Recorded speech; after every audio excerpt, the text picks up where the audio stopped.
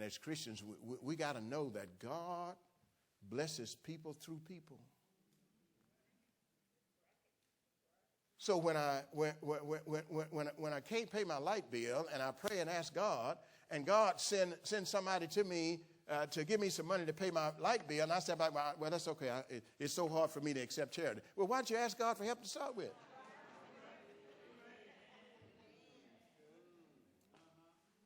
Because we have messed up that word charity in the English language. Charity is a Greek word that means love. That's what charity is. It is love. And God is demonstrating his love for you through people. Now, every now and then, some of us get visited by angels, but don't expect that every day. God uses people to bless people. Hello, somebody. You walking with me here?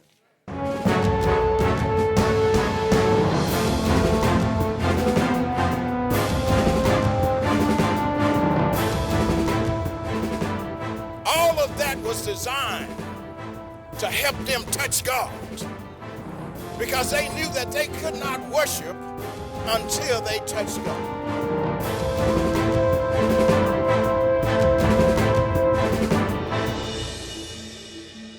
Joshua chapter 23, verses 11 through 13. So take diligent heed to yourself to love the Lord your God.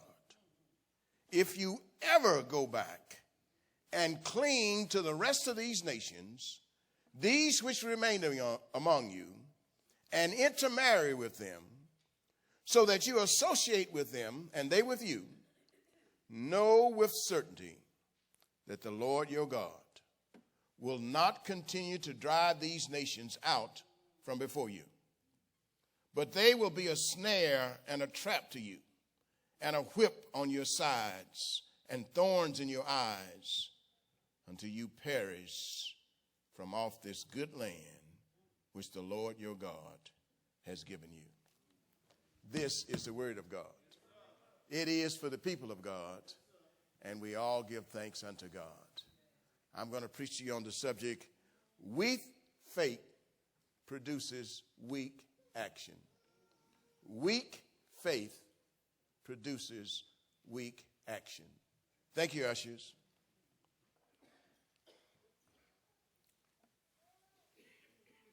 The total unbeliever has no faith in God. He does not participate at all in the Lord's work, and he experiences none of its success. But among those of us who do believe, many of us have weak faith, and therefore enjoy only a partial success in the Lord's work, much less than would be possible if we had a fuller faith. Now, this is part, our text today is part of Joshua's farewell address. Joshua has been faithful in leading the people into the promised land. And now he's telling them that they need to continue in that faith and continue to obey God and do the things that God has commanded. In the days of that conquest, the conquest of Canaan, the various 12 tribes of Israel failed to completely drive out the Canaanites and take full and complete possession of the inherited land that God had given them. Now, the failure was theirs, it was not God's. In their failure to fully appropriate all that God would have made possible for them, the Israelites illustrate some of these features that often characterizes a weak faith. So this morning we're going to talk about some of the character traits that are indicative of weak faith and how those traits ultimately lead to weak action. Helen Keller was born in Alabama on June the 27th, 1880. At the age of 19 months, she contracted meningitis. And that dreaded disease caused her to lose her sight and to be deaf. So at the age of 19 months, Helen Keller became deaf and blind. But through the help of a friend of hers, Anne Sullivan, who was partially blind herself, Helen began to learn to read and write. Anne started teaching her various things by pressing the letter of the alphabet in the palm of her hand. I think I said Helen. It was Anne that was pressing into Helen's palm, the palm of Helen's hand, the alphabet, spelling out whatever it is that she's touching and feeling and seeing and so forth. So she went on to learn to, Helen, went on to learn by placing her fingers on the larynx of Anne to feel the vibration of that the voice box makes as you're forming certain letters and speaking. So it seemed like a miracle, but she did learn to read and to write. And she was exceptionally proficient in the ordinary educational curriculum. She graduated cum laude from Radcliffe College. And despite her handicap, Helen was not only grateful, but she devoted her life to assisting the deaf and the blind. For three things, I thank God for every day of my life, Helen said. Thanks that he has given me knowledge of his word. Deep thanks that he has set in my darkness a lamp of faith. Deepest thanks that I have another life to look forward to. A joyous life, full of light and flowers and heavenly songs.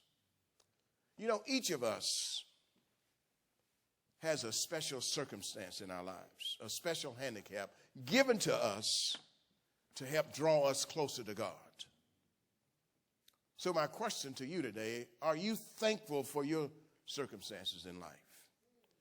Or do you find that circumstance a source of complaint daily? I think once we learn to be thankful, we recognize that God knows of my situation. God knows exactly where I am. He knows my address. He knows when I lay my head down, when I get up in the morning. God knows all about me. And so the circumstance of my life or the circumstances of my life are not unknown to God. And if I believe that God says that he will never leave me nor forsake me, then he is using these circumstances in my life to turn a mess into a miracle. And I just got to believe that God can do that. But if I allow my circumstances to overtake me and they become a source of complaining every day about my circumstances, I never am able to see what God is doing because I'm consumed by my circumstances. There are 4 features illustrated in our text today that I want to use to show us how weak faith produces weak action. The first one is the lack of high aim. The lack of high aim. Most of the tribes of Israel apparently were content with the partial possession of the land that they had inherited, the land that God had led them to. And I submit to you that today we are content with less than our full inheritance spiritually. We are content to be nominal Christians.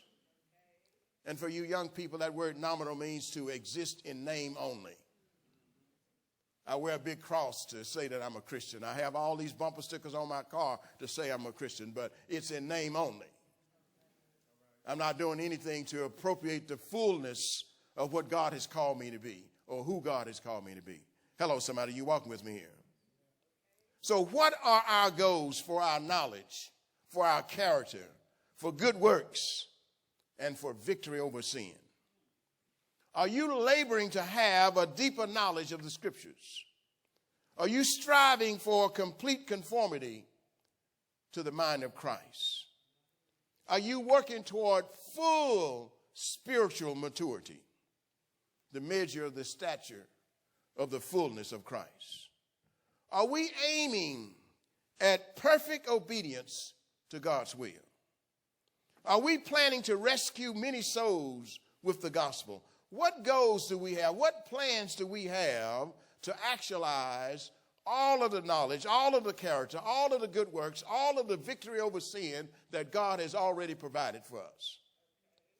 Are we just content being a nominal Christian to say, I'm a Christian? Hello, somebody. Our contentment with meager things in our lives and in the Lord's work is not due to the inability of God to bless us, but the fault lies in our failure to want to pursue anything greater than where we are now.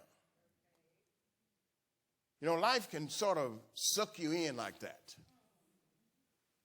You can have the best job you ever had in your life. Things are going well, and you got a few pennies in the bank, and you become content when what the Lord has for you is so much better. And so you begin to measure life based on where I used to be, and where I am now is so much better than where I used to be.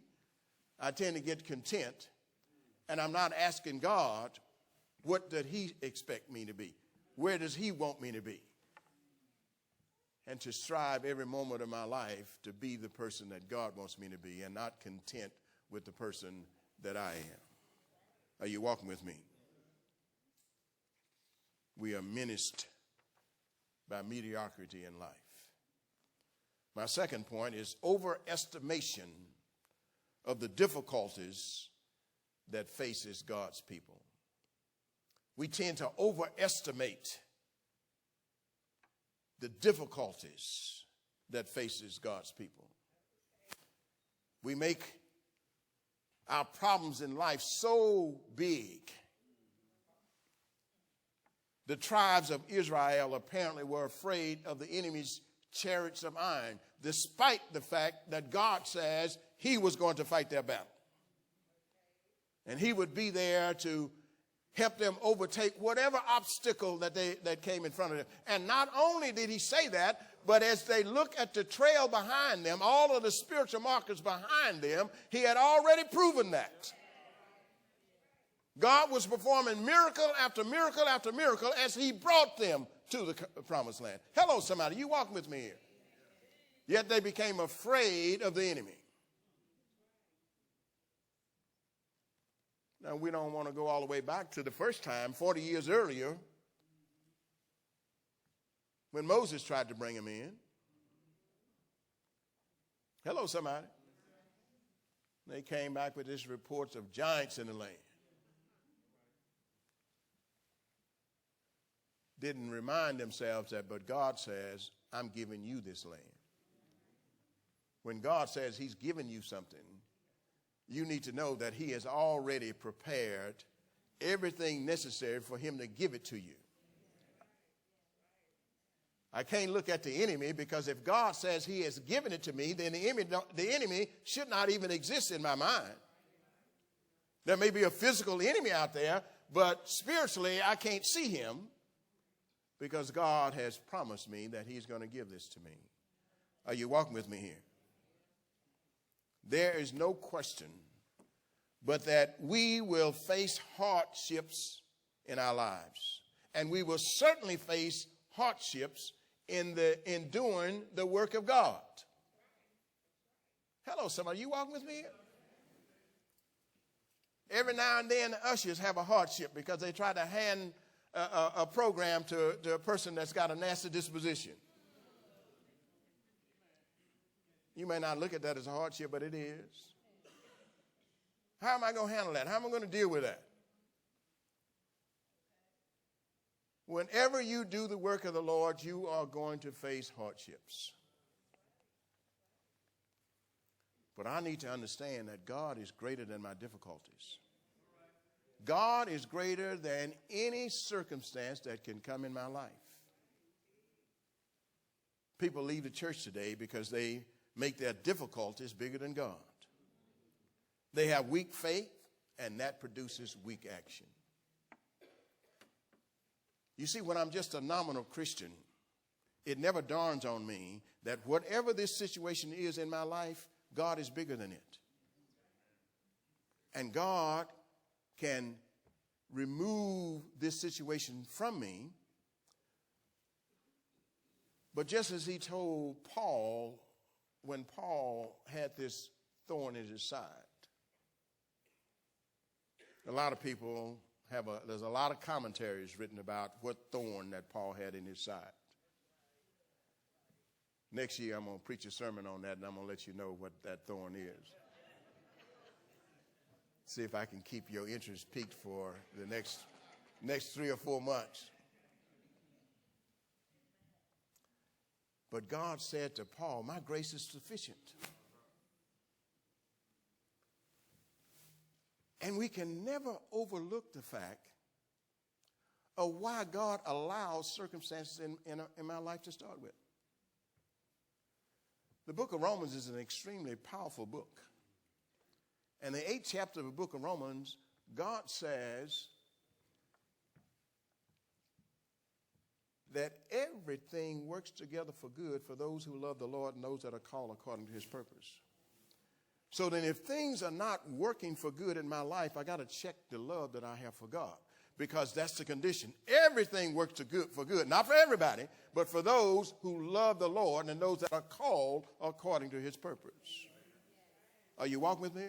Now, I know I'm called according to his purpose, so I got to check and see where my love portion is when it comes to the Lord. Am I making him a priority in my life? Because if I am, then all these circumstances, God going to work in them out, and he going to turn a mess into a miracle in my life. Now, my problem cannot be that I'm looking for the miracle for the heavens to open up and an angel appear and speak to me.